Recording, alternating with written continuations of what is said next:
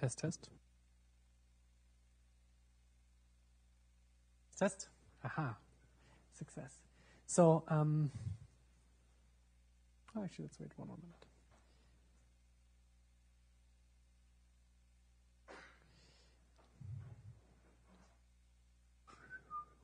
Test, test.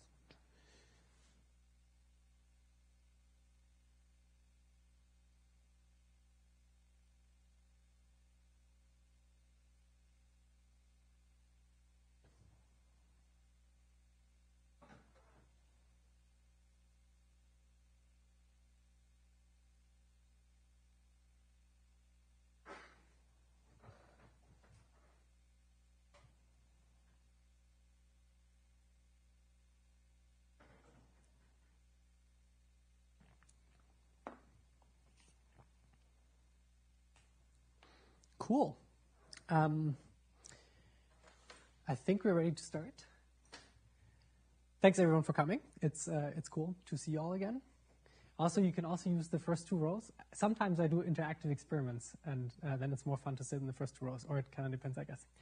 Oh, no, that didn't work. Connection lost. Okay. There we go. Okay, some administrative things.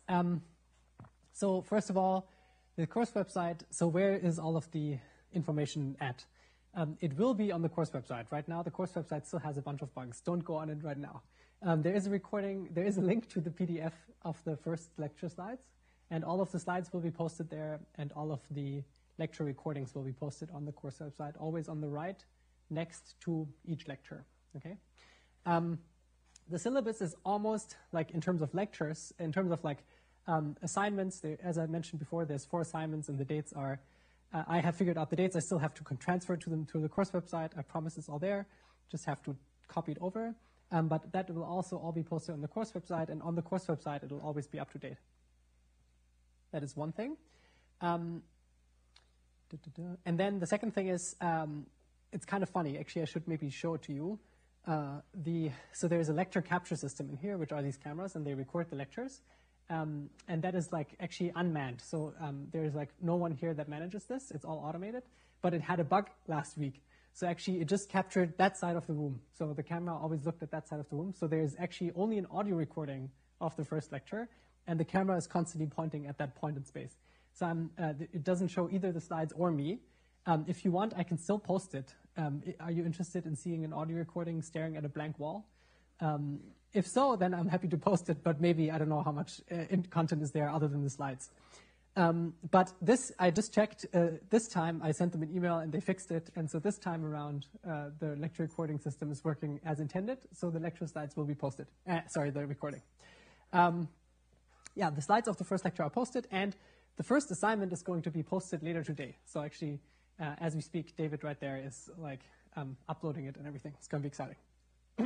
Any questions on administrative things so far? There were a bunch of people cross-registering from Harvard. I should have acknowledged all of these cross-registrations, so everyone should now be enrolled in the class. Please let me know if there's any other issues. Just come to the front at the end of the class. Cool.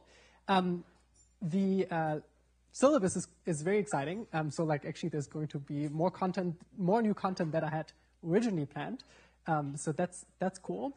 But today and tomorrow we're going to go to the basics, which some of you might already be familiar with. But I think I actually also added some new content here. And it's going to be a good refresher for everyone, including myself actually. It doesn't hurt to review. This is unrelated. Okay, so today we'll be talking about image formation and multi-view geometry. So, this is the first module of the class, image formation and multi-view geometry. Today we'll talk about image formation and camera models. And let's just review why this is an interesting and important topic. Basically, what this is concerned with, if you think about like the human visual system, but also about cameras, you have an optical system, which is your eye, and your optical system images the 3D world, and there is a we can describe this mapping of the 3D world to the eye mathematically, and that's what we're going to do. And some slides adapted from these folks, so there's lots of other cool content that you can dip into if you want to go deeper on this. Okay, so again, we already discussed about this. We'd already discussed this last time. What is a 3D scene? A 3D scene, right, is like this 3D function that maps every point in space to the properties of that point in space. So for instance here, it might be like air, and here it might be like wood, and so on. And then there's also light sources in a 3D scene, and the light, right, it bounces around, and it picks up information as it bounces off of a surface. So our head, of course, like goes through the 3D scene, and that's how we image things. And the first thing that will pop up again and again in this course is actually just a mental model that is good to keep at the back of your mind. Is the concept of the light field. So this is kind of a cool thing, also because it was described in a computer vision context here at MIT by Ted Adelson in the 70s, and Ted is still around, so maybe you know him. He's a professor, and he is at CSAIL. And the idea of the light field is very simple. The light field is basically exactly that function. It's the function that says for every point in space and the direction that you pick at that point in space, the light field maps that direction and that point and that direction to basically the radiance, like the brightness observed by that ray in space. So it's basically the function that maps every possible ray in space to the color observed by that ray. So for instance, right, just for the record, maybe if I picked like a ray here, like that emanates from my eye, obviously, I don't know, like here I see a white point, so clearly the light field would map that ray here to like the appropriate radiance for me to observe a white point there. And this light field is interesting because it has interesting geometry, but also because it's like the most abstract and complete way to describe the things that you actually observe. How comes? What happens, right, is that when we place a camera in space, the camera will measure a subset of these light rays, right? All these light rays in space, they bump around, and like when you place a camera somewhere, there's a subset of rays that this camera measures. And there's an interesting question, which is the following. Seeing that all of these light rays are constantly bumping around, if I take a white piece of paper and I hold it up right here, as we had just discussed, right? So from every piece of this paper, right, like let's say this point on this piece of paper, there's like a light ray, for instance, that goes in that direction, and there's light rays that go in other directions. So clearly, lots of light rays that come from different parts of the scene end up on this piece of paper. But this piece of paper is obviously not a camera. As you can see, it's white. And an interesting question to ask yourself is, why is this piece of paper white? Why is this not showing an image, for instance, of like, I don't know, a part of the 3D scene? Does anyone have an idea? What is the difference between, yeah, go for it. Right, that is exactly, is that a part of it actually? I don't think that's a part of it, but it's a good intuition, Caro.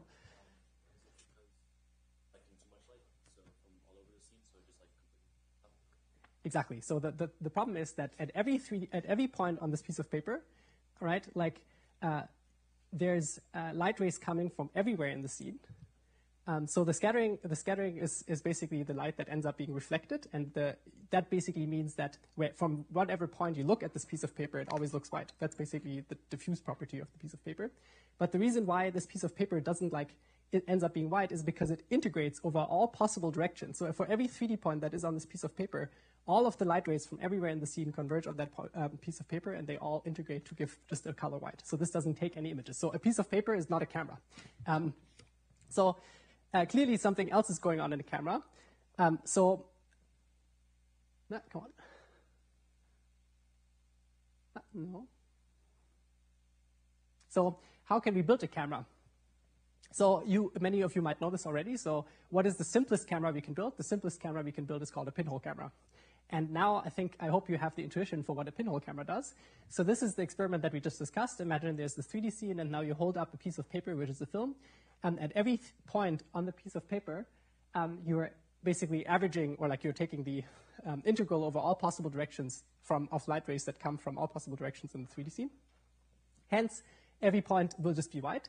What a camera does now is it basically selects a subset of these rays. So a pinhole camera is very simple. You take another plane, you put it away somewhere from the film, and you poke a tiny hole in it.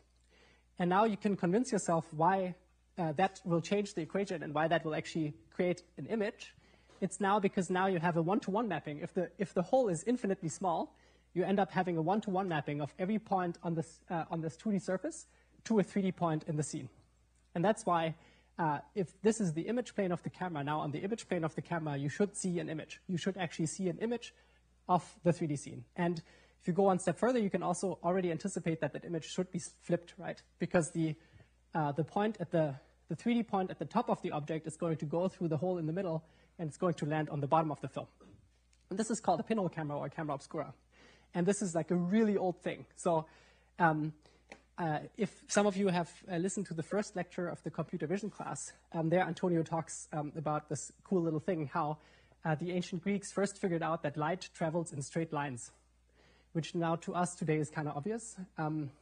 It wasn't obvious back then. It's actually like a very fundamental insight. If you really don't understand much about the world, like it requires a lot of philosophical thinking to realize that light travels in straight lines. But the moment that you know that light travels in straight lines, you can basically figure out the camera obscura. And so this was something that people just figured out like a really long time ago, like how that you can build basically like a camera by poking a hole in a tiny wall.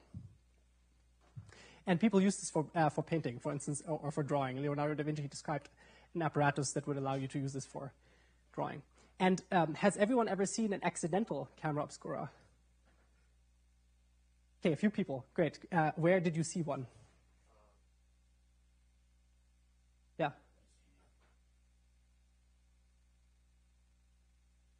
Right. It's really cool, actually. Sometimes, if you have shades in your apartment, sometimes shades have like tiny holes and stuff. If you go up really close to one of these tiny holes and you look through the tiny hole, you can actually also see an inverted image of the world outside.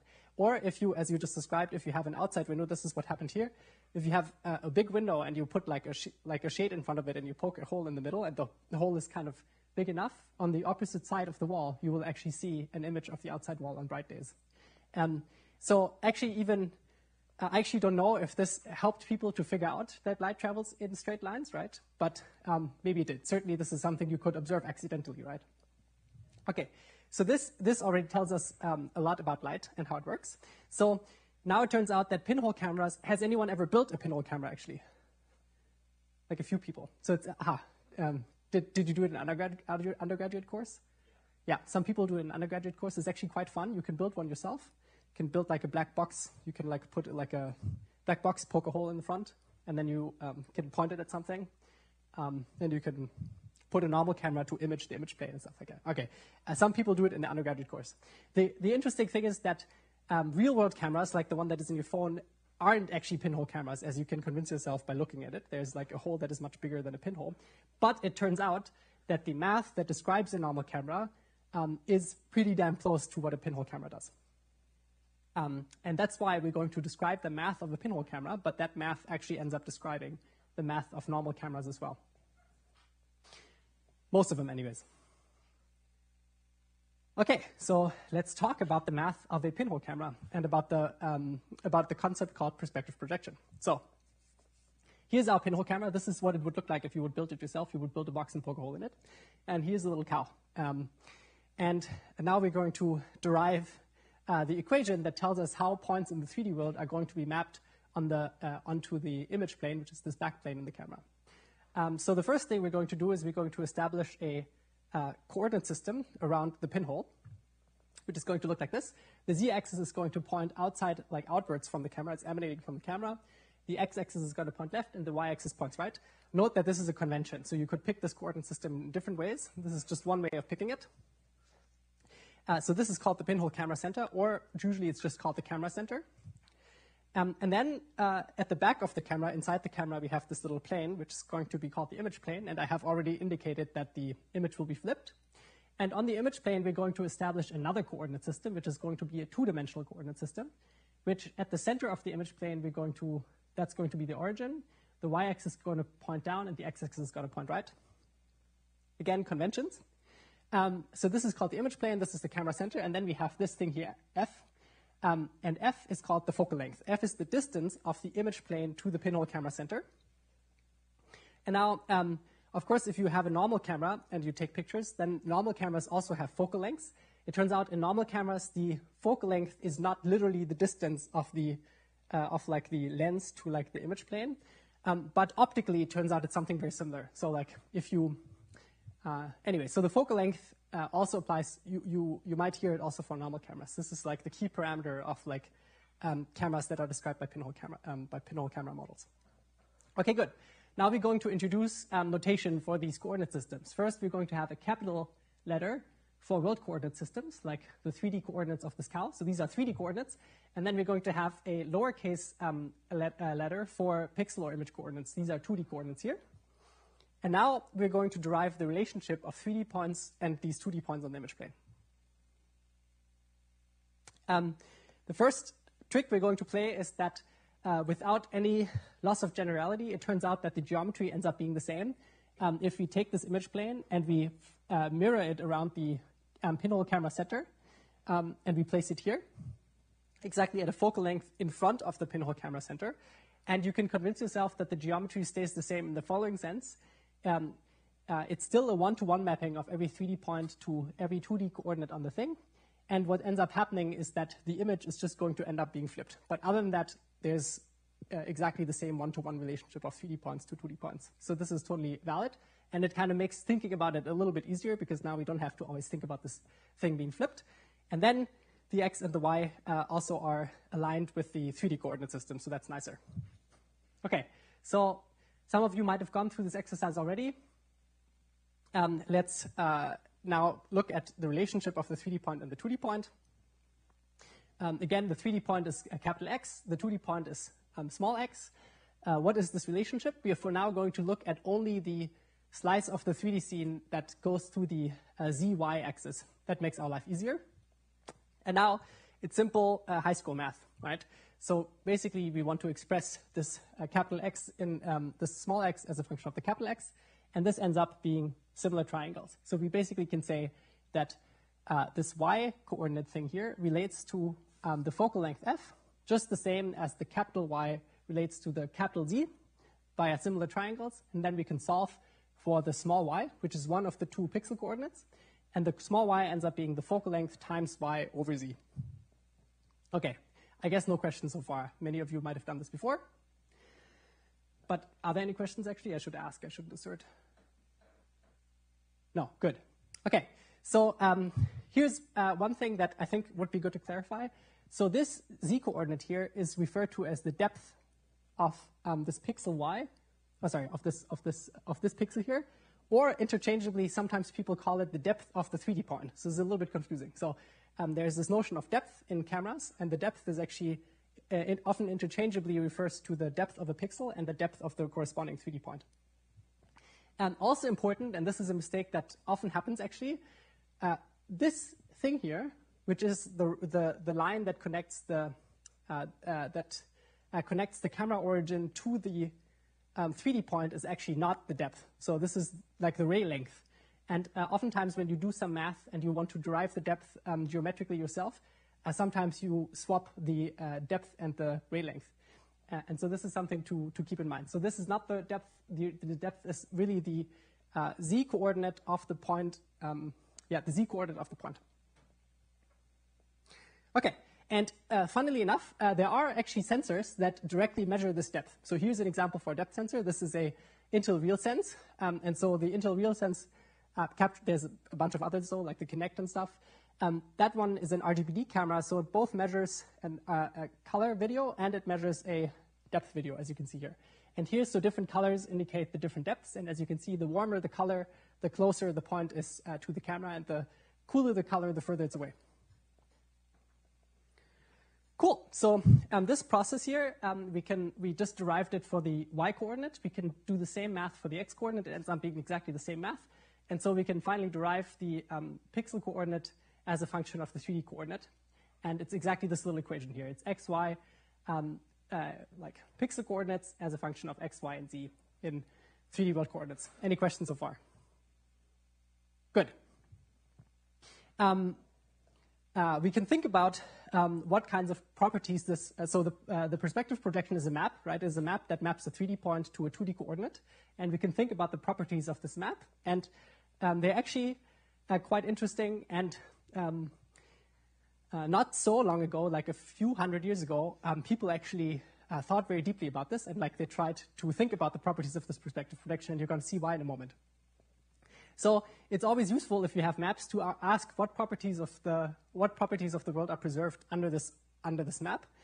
So clearly, straight lines are preserved under perspective projection, because you can look into the room right now and you know that if there's a straight line somewhere, the image that you see remains the image of a straight line. There is, and incidence is also preserved. So if two lines intersect in 3D, then they also intersect on the image plane. More interestingly, what properties are not preserved? Angles and lengths are not preserved. That also is an interesting thing, because it actually means that parallel lines are not parallel after you project them, right? So in 3D, there's lots of parallel lines, but as you all know, if you stand on a railroad and you look into the distance, right, the two railroad lines, they don't actually look parallel, right? They look like they're pointing inwards as they move away from you, right? And this is the thing that when you learn about it in high school is called the vanishing point. So they seem to converge at infinity. And now this is where lots of confusion came from when people tried to paint 3D scenes and when people tried to draw 3D scenes, because it's kind of an unintuitive concept, right? You know, like intuitively you know, okay, these two lines are parallel, but when you draw them, you can't draw them parallel or the image doesn't look right. And there's another thing that is weird, because in geometry, back in the day, people thought that, okay, what is the definition of two lines that are parallel? Can someone give me the definition of two lines that are parallel in Euclidean geometry? It's usually like, huh? They never intersect. And yet, if you stand on a railroad and you look along the railroad, it very clearly seems that the two lines are converging to one point in 3D, right? And in fact, if you imagine the two lines continuing, certainly in the end they would intersect at the point. And so, in fact, the key insight of projective geometry, which was this field of math, was to say that parallel lines do intersect at points at infinity. And so it was an idea to introduce points at infinity, and there's math you can do with points at infinity, which is one essential part of projective geometry. There's math you can do with lines at infinity, with points at infinity. And in fact, one of the motivations for studying this in the first place was painting and drawing. People wanted to understand mathematically how can we draw 3D scenes correctly. And this was a motivation for math. Kind of cool. And the way that vanishing points end up working out, if you have the image plane here, and now you have a line in 3D that is at some angle, you can actually imagine that as as the line goes to infinity, these points actually converge. These points actually converge to a single point on the image plane that ends up all the points on the line projected onto the image plane converge to one point, which is called the vanishing point. Come on. And you can actually derive it with the little equation that we just built. You can actually derive it because you can actually parameterize a line in 3D, as follows. And then you can compute the projection of that 3D line onto the 2D pixel coordinates. And then you can form the limit by letting the line parameter t go to infinity. And then you can actually derive what that vanishing point is. And all lines have a vanishing point except those that are perfectly parallel to the image plane. So all lines that are perfectly parallel to the image plane do not have vanishing points. Yeah, cool. That's it. Cool. And there's funny little tricks you can play with perspective projections. This video, some of you might have been in a room like this. Yikes. Some of you might have been in a room like this before. And in this room, because basically what people have done, maybe you can look at this first. Right? You've probably seen this optical illusion before. So actually, clearly the optical illusion is about these two people are not that far apart in height, right? But when they stand at opposite corners of the room, one person seems to be extremely tall and one person seems to be extremely tiny. And that, of course, happens because you can build the room such that under perspective projection, the lines look as if they are parallel, but in fact, the bottom left corner of the room is much further away than the front right corner of the room. And that's why when they change positions, they look as if they shrink and get bigger. Any questions so far?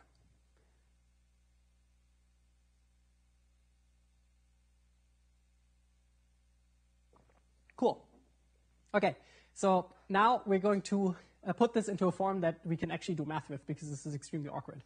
Why is it extremely awkward? Because this is an operator that is not like a linear operator. We have to express this projection operator as it has one part that acts on the 2D component, the xy coordinate of the 3D vector, and then like it separately quotients out the z component, and it's like not very nice. It turns out we can turn this into a linear operator, and it will drastically improve the notation that we have for this.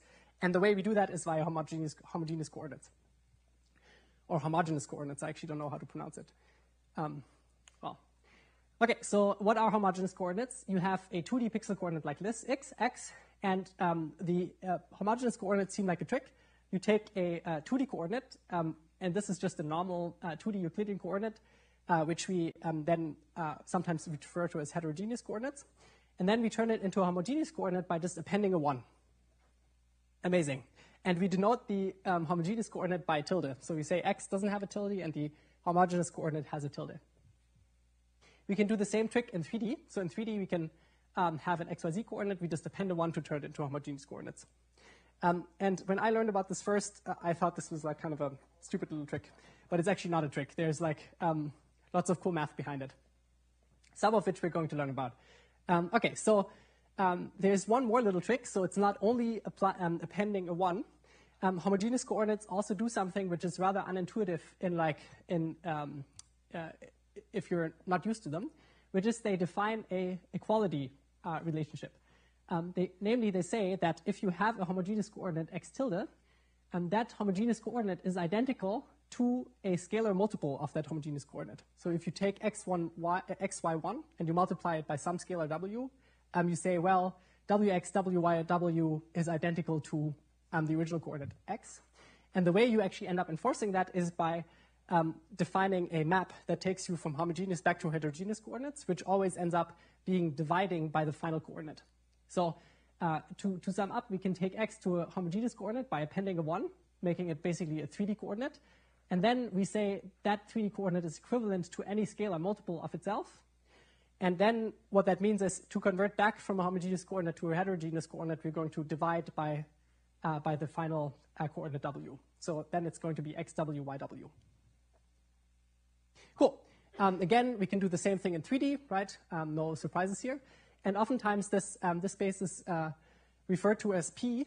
I think it stands for projective. So it's R2 and P2. Note that it's not P3 because it's the projective space 2, which means it has one additional coordinate. Cool. So what did this buy us? So let's reconsider our linear operator, but now we're going to denote it with homogeneous coordinates instead of heterogeneous coordinates. So here's the projection operator with heterogeneous coordinates. Let's figure out what it is with homogeneous coordinates. And it turns out that we can now conveniently denote it as a single matrix.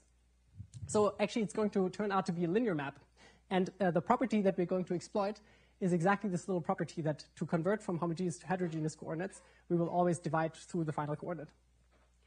Okay, and I'm going to just tell you what that will look like. It'll look like this. So we can just take that equation and figure it out, right? And it ends up being a basically identity matrix with 1 over f in the final row.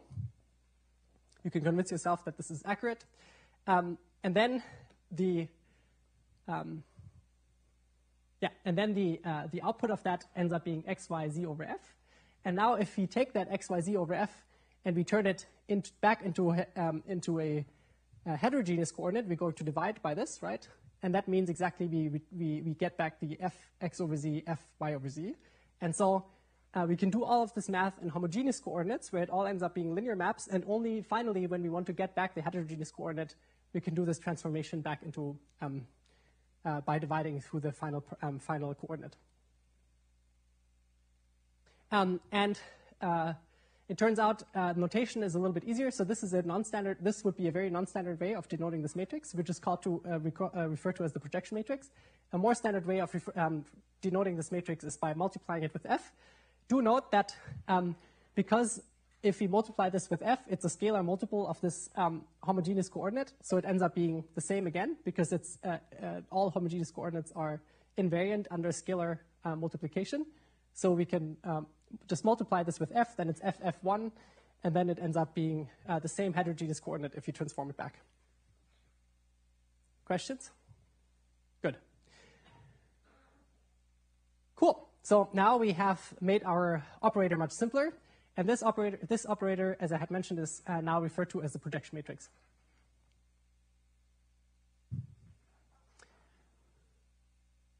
Okay, so there's one little problem still. The problem is that this assumes that the center of the origin of the 2D pixel coordinates is at the center of the image plane, and regularly we don't want it like that, and you actually already know why that is the case.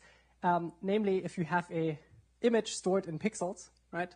Like imagine you have an image stored in like a NumPy array, and of course the NumPy array starts at the top left corner, right? The top left corner of the image will be 0, 0. It's not going to be the case that the center pixel of the NumPy array is going to be 0, 0. And to make our life easier here, we want a way by which we can shift the origin of that image coordinate system away from the center and towards any point on the image plane that we so please. And that turns out to be very simple.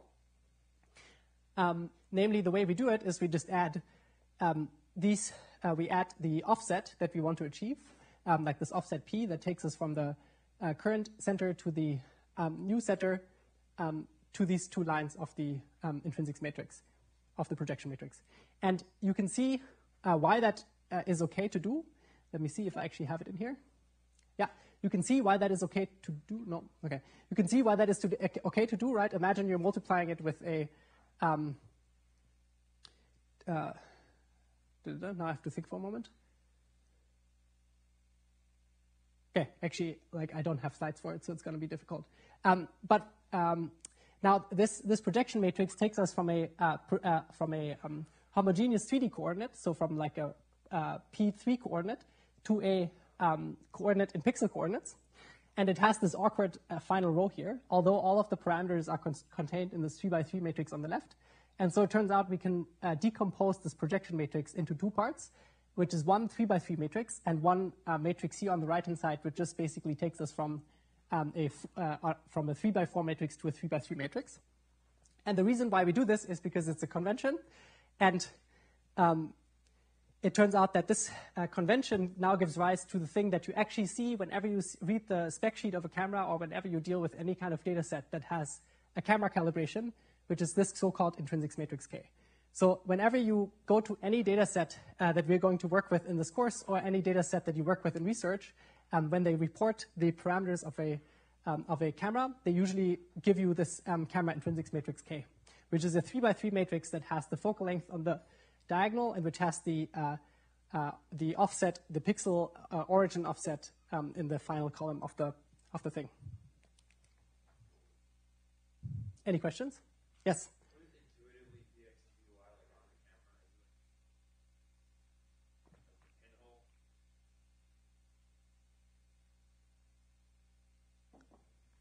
a pinhole? Good question. I'm actually not sure what happens if you offset the pinhole. David, do you know by heart right now? If you offset the pinhole, does PX, PY change? Yeah. Does it though? Okay, I'm not quite sure right now. I would have to think about it. I would trust David on this one actually. But intuitively on the camera, you really, I always think about it, which may not how it was conceived. I always think about it as just a way of like locating shifting the image origin around the pixel origin. Yeah, but I think David is right. So I think you're right. So all good. Cool. Perspective projection, knocked out. Fantastic. Yes, so there's one more kind of awkward thing. So this actually relates to the question that we just heard. So the world, right? Like let's say the world is a 3D coordinate space and the world is in metric space.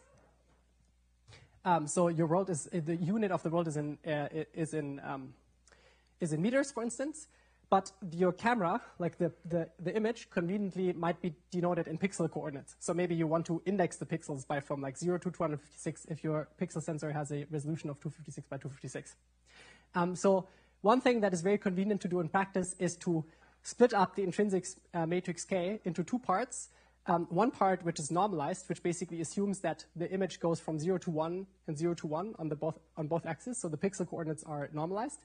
And then one part which basically does just the scaling from one to the other. So we might have 3D coordinates in the camera coordinate frame, which is the coordinate frame that we denoted earlier. Then we have one intrinsic matrix, which takes us from camera coordinates to pixel coordinates or image coordinates. And then we might have another intrinsic matrix, which takes us from image to pixel coordinates. And then this thing in between here is the normalized image frame. And in this case here, this is actually another convention. If you work with OpenCV, for instance, this is the convention for image coordinates.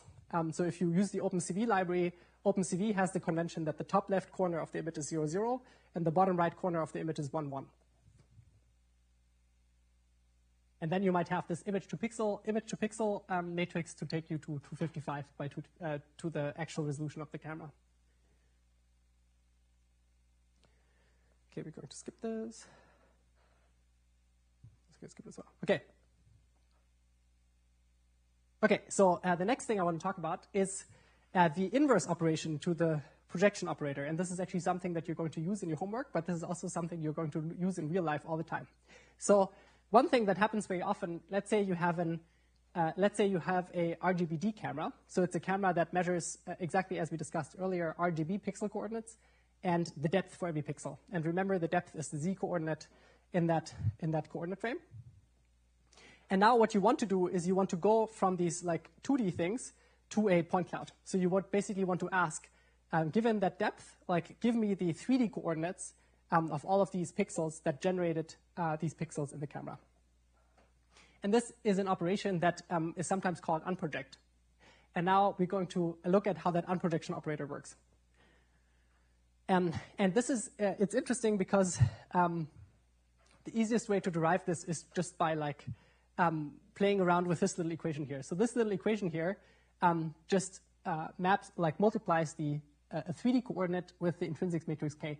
Note here, this is not a homogeneous 3D coordinate. This is just a 3D coordinate, so x, y, z in 3D world coordinates, and K therefore is just the 3x3 matrix, right? And then if you just multiply this out, this is what you end up getting. And these are of course the pixel coordinates plus this z in the end. Okay, and now we're just going to crunch it a little bit. The first thing we're going to do is we're going to multiply it with the inverse of the intrinsics matrix. So we're multiplying both sides with the inverse of the intrinsics matrix. So on the right-hand side, we'll have, and we'll flop the sides. So now we have x, y, z on the left side, and we have k minus 1 times this thing here. And now we can pull out the z, as we can see here. So now we have x, y, z equals to z, which is the depth, right? The depth of the point along the axis, times the inverse matrix times this. And so it turns out that this is exactly the, wait, now I'm confused. Now I confused myself. I think I have a bug in this equation. Divided by z. No bug in the equation. Wait.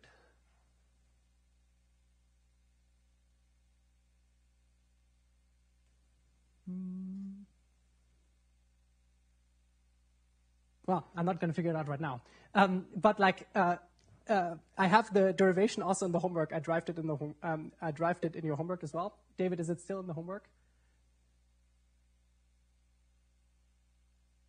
Okay, we can add them back in again. So actually, like, I should have looked, like, I copied this over from the homework and I wrote it for last year's homework. So of course I was like, of course I can talk about it in the lecture. Easy, but apparently, like, now I'm confused. But believe me, like, what's the intuition behind this? The intuition behind this is, and it shouldn't be that surprising, that this projection operator, right, like the intrinsic matrix K, ends up being a linear operator that takes you from a 3D coordinate to a pixel coordinate, right?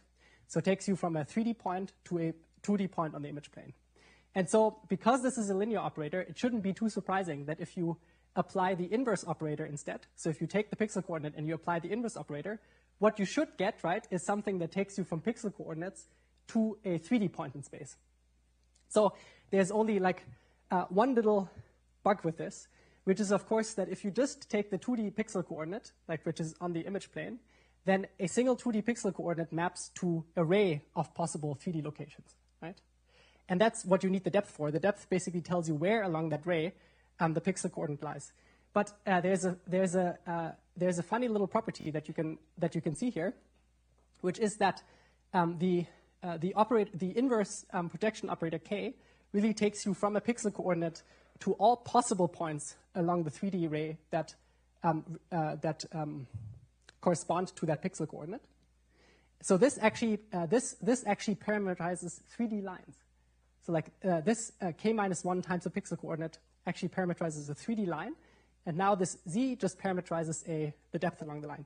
That tells you another thing, which is that the k-1 times the pixel coordinate, and we'll see this in the next lecture, where I'm going to look at these slides again, and this time convince myself before I try to talk about it again, which is that this operator k inverse times the pixel coordinate actually allows you to compute the ray direction. So it allows you for a single pixel, what is the direction of the ray in 3D that parameterizes the ray of all possible 3D points that lie along this thing. And this is actually, in fact, now something that ends up being useful, and we'll use it in differential rendering. We'll use it in rendering all the time.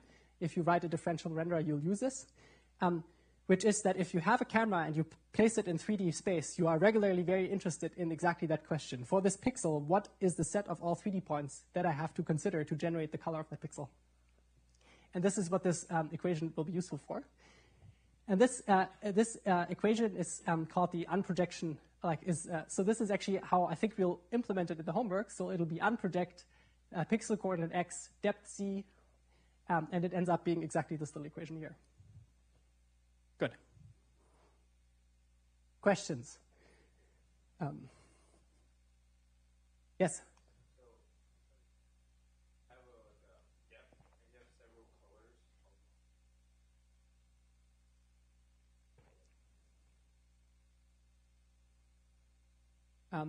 I don't quite understand your question. So when you say, yeah, yeah. And so is the color map only at the depth point, or does color between two other? Great question. So yeah, this is something that we'll talk about with rendering. This is a good question. So if I understand your question exactly, what you're asking is, well, for a 3D scene, if I pick a ray, then the ray might intersect many surfaces. It might in this case, it intersects first the chair, then it intersects the back of the chair, and there's basically many colors along the ray. And now, in a simplified world, you can, however, notice that the camera is only seeing one of them, which is the first one, right? Like in this case, I'm looking at the chair, and I only see a single point on the chair, which is because the other points end up being occluded. They are occluded by the first intersection.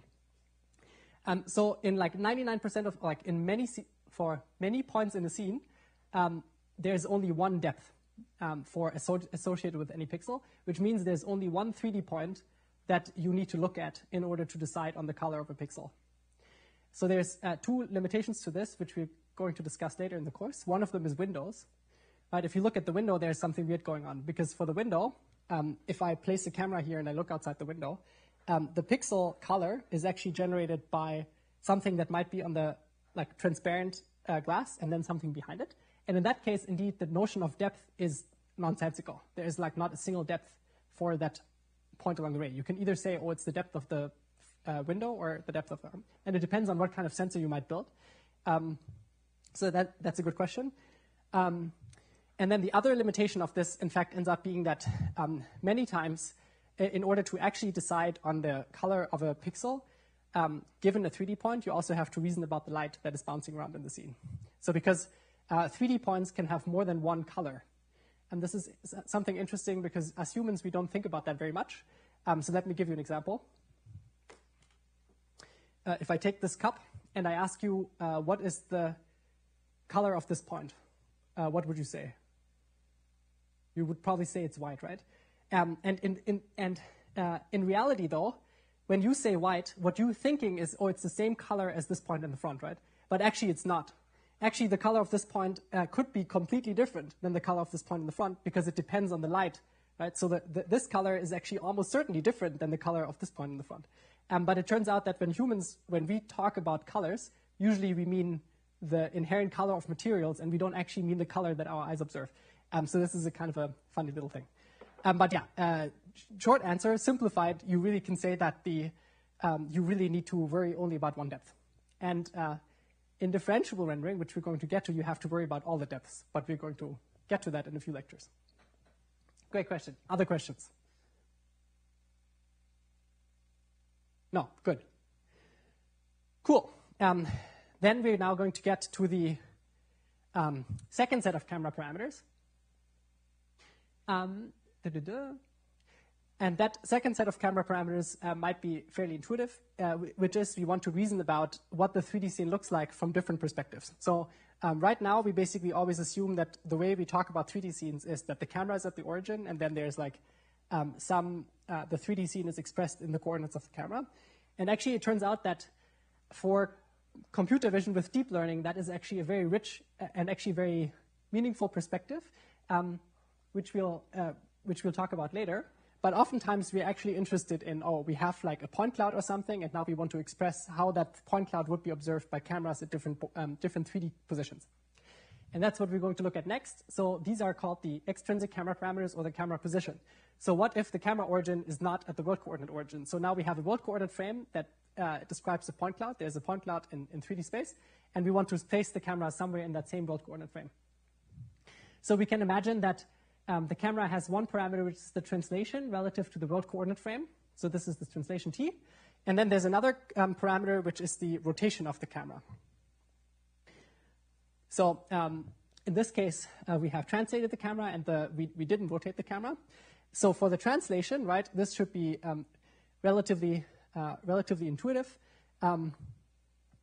We just apply the translation operator to the 3D coordinate.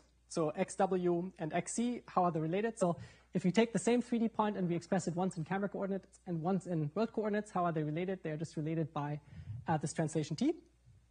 And note, this is important, this is in heterogeneous coordinates. So this is not with a tilde. So here we haven't appended a 1. And we'll get to that in a moment. And then there's a rotation. So we might choose to rotate the camera to like orient it. And so then it turns out that the coordinates of the point in camera coordinates are the rotation times the translated coordinate. So far, so good.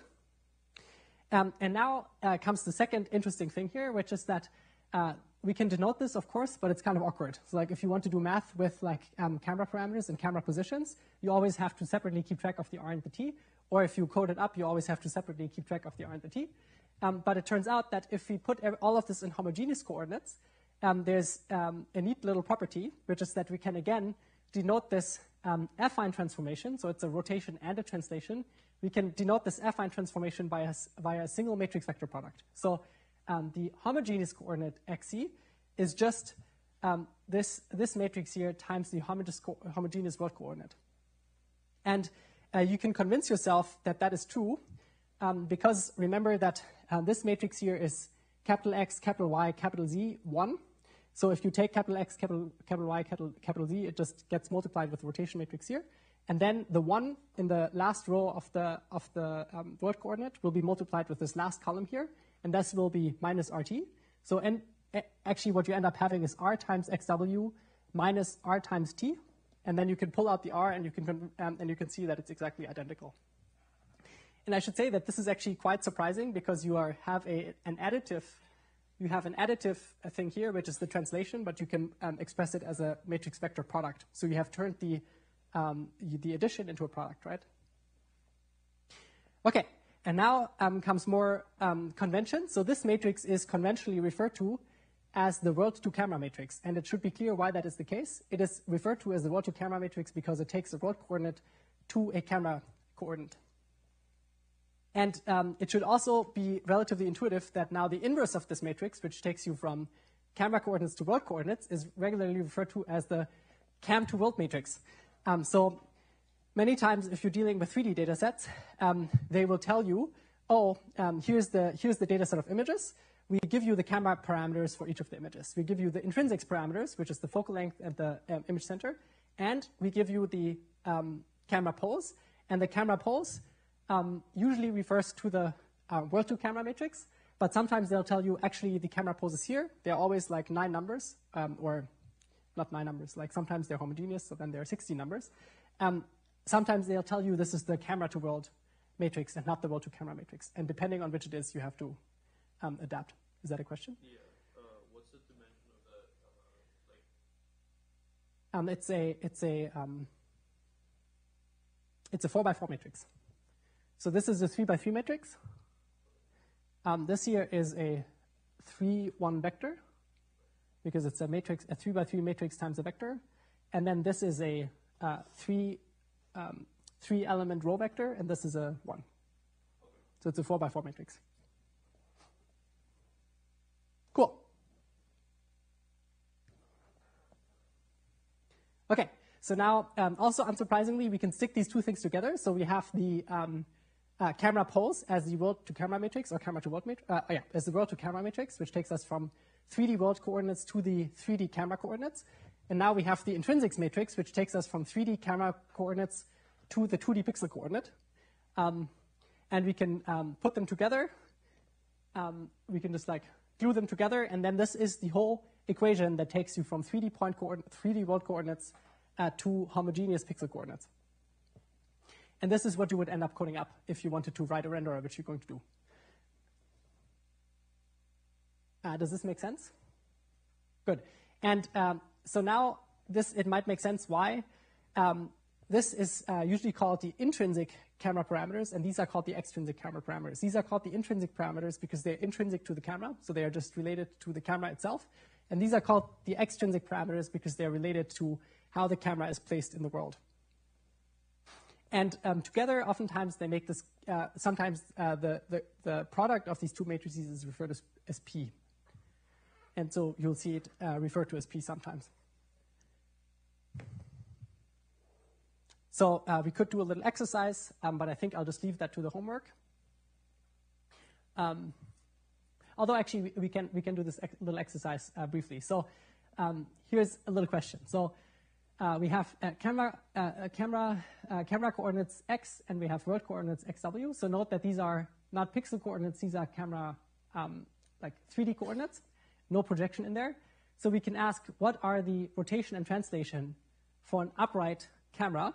So that means that the camera, like imagine you have the world origin here, and now the camera being upright usually means that the up vector, so which is in this case maybe the y coordinate, the y-axis, the y-axis doesn't change. So the camera doesn't like tilt or like do something like that. So the camera is moved away from the origin, and now we have it face the origin. So we place the camera at 0, 0, minus 2, and then we have it face the origin. And one thing to note is that this is kind of dependent on the camera conventions, which I realize I should have denoted here, but this assumes that the camera conventions are that the z-axis again points into the image plane. And then if the z-axis points into the image plane and we look at the origin, right, then it is clear that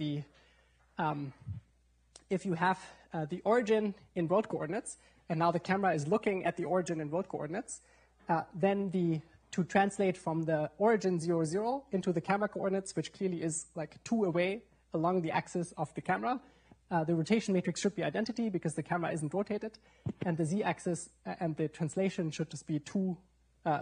It's 2 in front of the camera. But you'll play around with that in the homework yourself. I will also say that this stuff is actually, I guarantee you, extremely confusing. So, like, if you actually end up dealing with stuff like this constantly, you get confused. So, like, all of my group members, at least I would say once every 4 months, have to deal with some 3D data set or have to deal with some kind of stuff like that. And every time there's a bug. It never happens that you just nail it on the first try, unless you copy someone else's code, and then in 50% of cases there's still a bug. So it's a complete disaster, and it doesn't get helped by the thing that we're going to talk about in a moment, which is that there's different conventions that different people have agreed on. So some of you might be aware of the Unity 3D graphics engine. So Unity has the following convention. The camera coordinates are z points into the image plane. That's reasonable, good, nice. Y points upwards and x points right. Let's see if that's okay. So then there's the OpenCV coordinate system, which is the one that I use, which is the y points downwards, x points right, and the z points into the image plane. And this one is nice because it usually aligns with the array, right? Like if you have an array, usually the top left corner of the image is at 0, 0, so that's nice. But then there's OpenGL and Windows Mixed Reality. I guess I can blank this one out. I don't think anyone's using the Windows Mixed Reality coordinate system anymore. I don't know. Please raise your hand if you do. I would be very interested to find out. Wait, did you just raise your hand? Wait, what do you use it for? I have like a really cheap VR set. Oh, no way. Okay, so I'm wrong. So this is apparently still in use. Exciting. And then there's the OpenGL camera coordinate system, which actually, if you use, I guess WebGL is probably the same. So this is very fun. And this is mostly this. So this course is an interesting course because the course is about machine learning for inverse graphics. And as we discussed in the first lecture, it's called inverse graphics because computer vision is the inverse of graphics. Graphics goes from 3D to 2D, and inverse graphics goes from 2D to 3D. So clearly, they are very closely related. The thing is that these two communities, like the graphics community and the vision community, have only started really working together in like the last 10 years. And before that, it was completely distinct, which is why they both did their own random stuff. And now when they came together, it's big confusion. So everyone has their own like coordinate systems.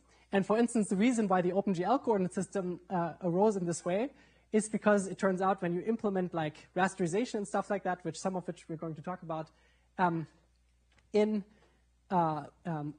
GPUs and stuff, then it was probably convenient to use this coordinate system and not for like doing nice math. It just ended up being more convenient this way.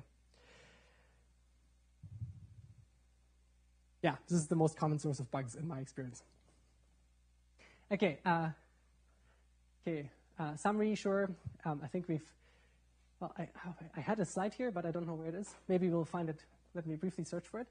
Because some of you might, oh no. Well, okay, I think it's in my next lecture. Anyways, there's a funny slide about conventions, but I guess it's in my next lecture. Okay, any questions? Good. Like the final part of the lecture is going to be starting with a very simple vision system. So far, we have looked at a single camera placed at the origin, observing a 3D scene. The thing is, we've basically looked at, I forgot what this guy's name was. We basically looked at vision systems like this guy, which is not very plausible. There's like vision systems with lots of eyes, like this one. But of course, like us humans, we usually have 2 eyes. But not, I guess not all of us. But most people have 2 eyes. And so it, of course, makes sense to look at vision systems with 2 cameras as well, which are called stereo systems. And some of you might have seen images like this, which are these stereo anaglyphs, which are images that end up they're being imaged by 2 cameras that are exactly at the same distance as your eyes, that are looking forward. And then you can overlay them in 2 different colors. And by getting a set of glasses that filter out one color selectively, you can make it such that when you look at the image, you see only one of the 2 images. And as you might know, the fact that you have 2 eyes is one important source of depth perception. So it's one important reason why you see the world in depth. It is, however, also important to notice that it's not the only source of depth perception, right? Like clearly, I can close one of my eyes and I can still like not run into this table and I can still like navigate in space.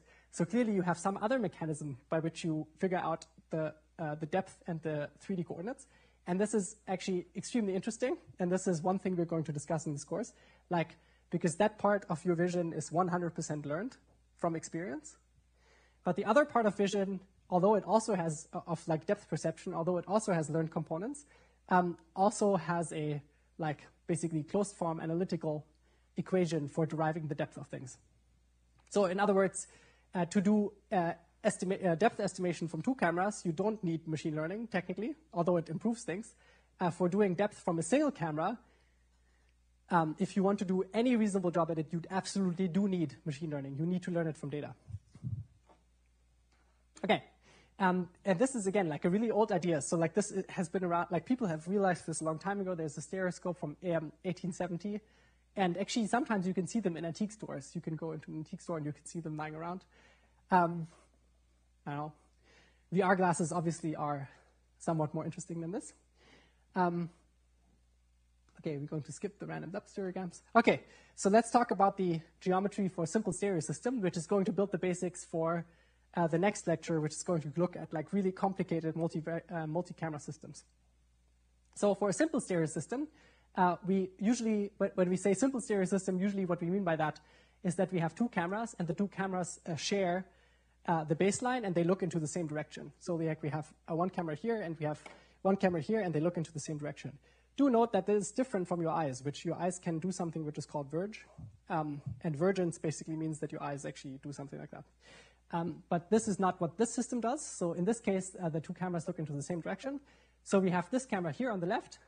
It has a focal length. It has pixel coordinates, and it has its own camera coordinate frame, which is basically this z-axis and, let's say, the x-axis. Then we have a 3D point. That 3D point projects to a 2D coordinate xl,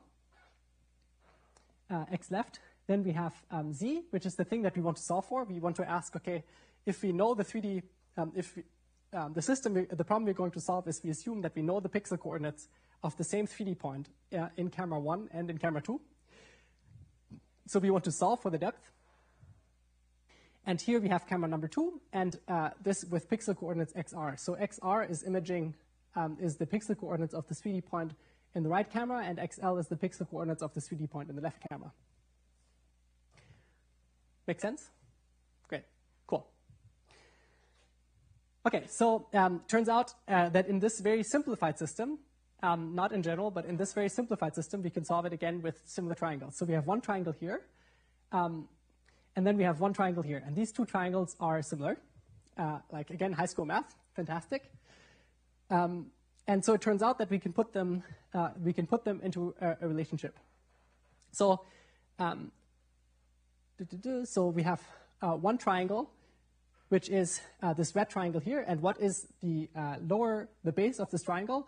It's the translation between the two cameras, which we assume is given. So we know the distance between your eyes, basically. So the translation t between the two cameras minus this little distance and this distance. This is the base of this triangle. And then we have z minus f. Z is the thing we want to solve for. That's the height of the triangle, right? So like z minus the focal length, that's the height of the triangle. And that triangle is similar to this triangle, which is much simpler, which is t over z. And it turns out that this system we can just solve for the sought after depth z, and it ends up being exactly this. This is z equals the focal length times the distance, which is called the baseline between the two cameras, divided by the difference between those two pixel coordinates. And this difference between the pixel coordinates is sometimes referred to as the disparity, which literally means is what it literally means is if you have the same 3D point, what is the difference in pixel coordinates of the projection of that 3D point. And you probably know how the disparity is related to the depth. I mean, you can see it from this equation. But like there's this little experiment you can do, right? If you hold out your thumb or if you hold out a pen or something and you open one eye and then you close and then you switch between your eyes, you can see your finger move, right? And that's the disparity. That's exactly the difference in the pixel coordinates. And that is the cue that your brain uses to solve for the depth of the pixel. And now there's one little hint already of like what other mechanism your brain might be using for solving for the depth of things, which is if you hold out your finger and instead of moving your closing one eye and opening the other eye, you close one eye and you move your head. And what happens is that points that are closer to your face, they move faster, and points that are further away, they move slower. So clearly there's another, wow, exciting, right?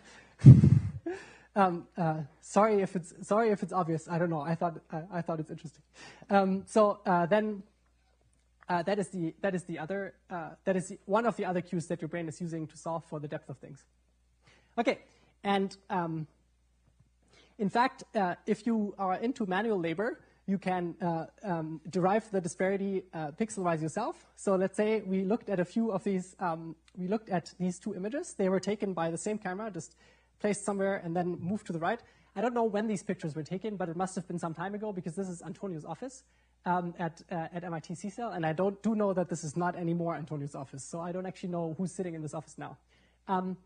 But you can basically take these pixel coordinates and overlay them with the other image, and you can notice that the same box doesn't overlay with the same image feature anymore, and that difference is exactly the disparity. And as you can notice, things that are closer have larger disparity, things that are further away have very small disparity. And now we can, if we did this for every pixel, or if we wrote a computer program, which is actually not straightforward, that did that for every pixel, like that found this correspondence for every pixel, then we could just just denote the disparity here. So white means larger disparity, black means lower disparity, and then given this disparity, we can solve for the depth. And now do note that this depth is exactly the depth that would be measured by a depth camera if you place the depth camera here. So that's exciting. And now one note on this, which is that this is actually not trivial. So I mentioned that in a normal stereo system, it's kind of, you don't need machine learning to solve for the depth. That is unfortunately not exactly true. So if you tried to derive this disparity map from these two images, how would you do it? Like I give you two images and I ask you to find the disparity between the two images. So I ask you to find how much every pixel moved. Yes? Exactly. You have to find pixel-wise correspondences, which means is you first have to identify which pixels belong to each other.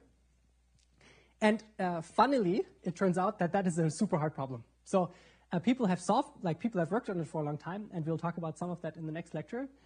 So we have tools of doing it, but these tools of doing that are really not perfect. So they fail regularly, and until like today, there's people writing papers on how to like predict the best correspondences to do these kinds of solves given images, and we're still like far from done. And like some of the complexities you might be able to appreciate just from looking at these two images. For instance, we already talked about it. If you look at the table here, you can see a specular highlight, which is basically like the light being reflected in the tabletop. And then if you go to the right, the specular highlight is gone. So if you write a naive algorithm, which is just looking for like the same pixel color, for instance, it's going to immediately fail. So you're not going to find the correct correspondence. So now you're back to like finding points that maybe are like finding descriptors other than color that are robust to like these kinds of effects. And that's a whole rabbit hole. And this kind of stuff is why this is still today a problem that is not solved. So still today, there's people writing papers about, I give you a stereo pair and you want to get the depth of every pixel from the stereo pair. And we're going to talk about some of these papers today. And they throw big transformers at them and like supervised training and self-supervised training and all kinds of stuff. And it's still not solved. So like still today, if I give you a stereo image, you can't get like just the perfect depth out of it. But we're getting pretty close. Okay, so that's it for today's lecture. Next time, we're going to talk about multi-view systems, which are basically systems where you have lots of cameras. And then it starts getting much more complicated than today's lecture, unfortunately. But on the flip side, the kinds of things we're going to discuss at a high level will allow you to do stuff like this, which is I have lots of images of like the Notre Dame, and you want to get the point cloud out of these lots of images without knowing anything about the cameras. Thanks for coming to the lecture. See you next week. Next Tuesday, there will be no lecture because unfortunately I'm traveling. It's denoted on the website. So next, it says like no lecture due to travel. So next Tuesday, there will be no lecture. We'll skip next Tuesday. Huh? Come again? Wait, now I'm confused. Tuesday? Sorry, yeah. Yes, Thursday there will be lecture. Next Tuesday, there will be no lecture, yes. Thank you. Oh yeah, sorry, I messed up the dates. So this Thursday there's lecture just like normal, but then next week Tuesday there will not be a lecture. I'll say it again this Thursday. Yeah, the problem set is out tonight. So on the website? Yeah, on the website. Probably also on Canvas.